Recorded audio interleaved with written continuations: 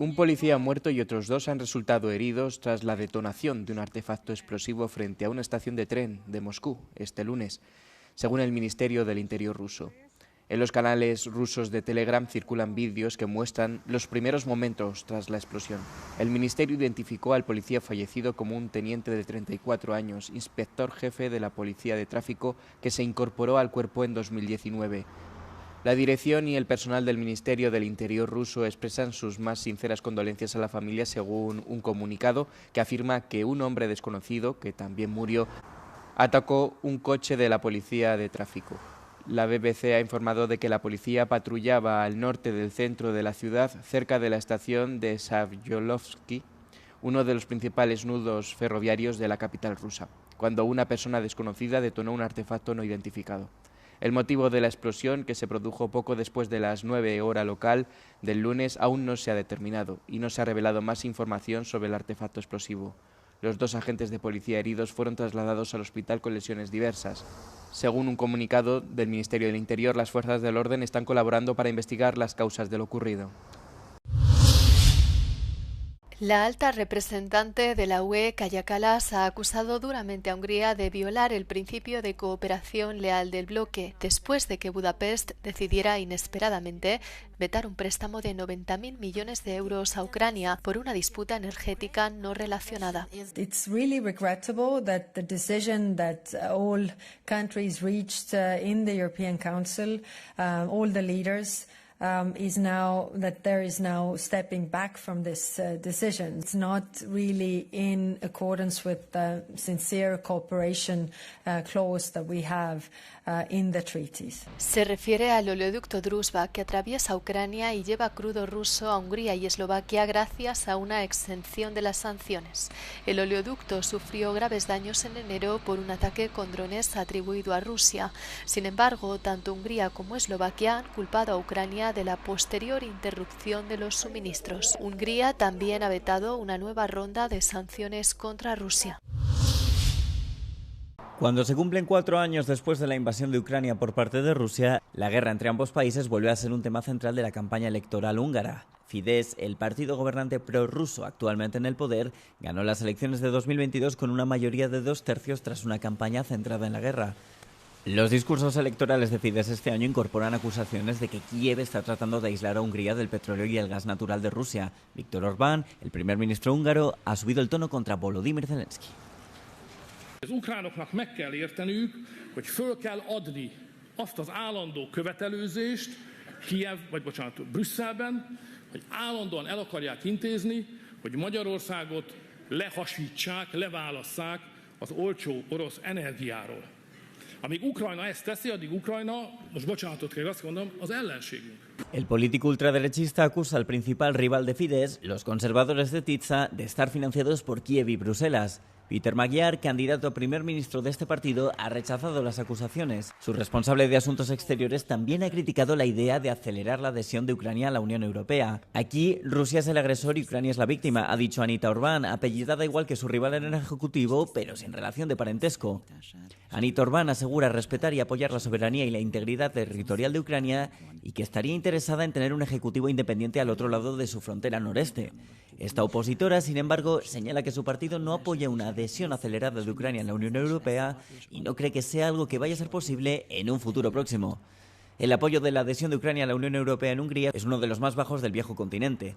Según una encuesta del Eurobarómetro realizada el pasado otoño, solo el 30% de los húngaros apoya la adhesión comunitaria de este país del este, mientras que, según otra encuesta de Sasabek realizada en enero, la misma cifra es del 56%.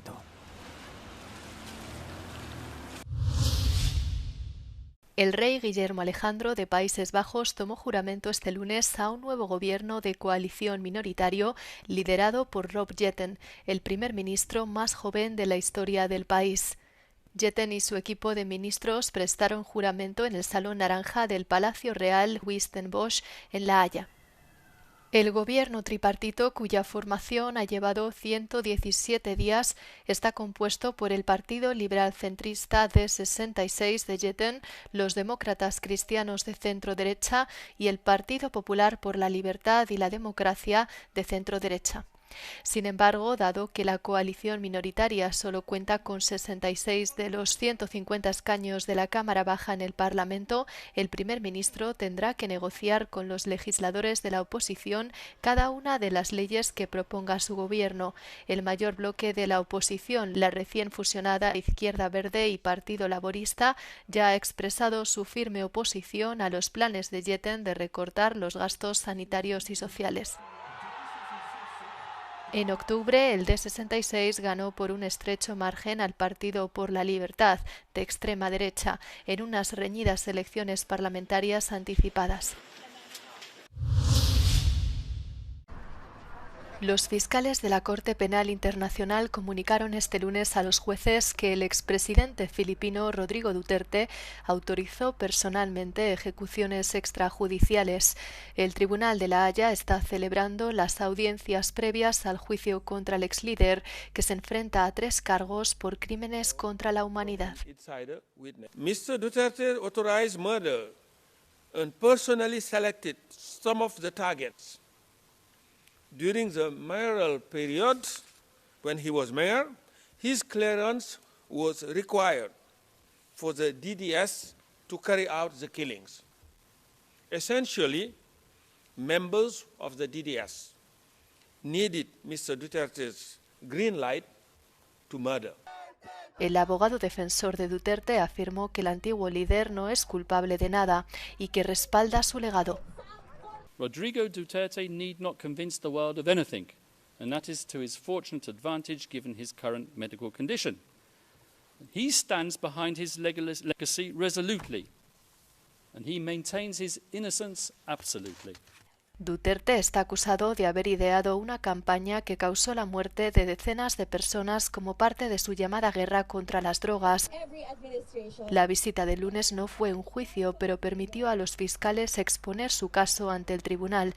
Los jueces tienen ahora 60 días para decidir si el caso de la Fiscalía es lo suficientemente sólido como para llevar al antiguo líder filipino a juicio. Los legisladores de la UE decidieron este lunes suspender el acuerdo comercial entre la UE y Estados Unidos. El Tribunal Supremo dictaminó la semana pasada que algunos de los aranceles eran ilegales, lo que llevó al presidente Donald Trump a anunciar nuevos aranceles del 15% sobre las importaciones.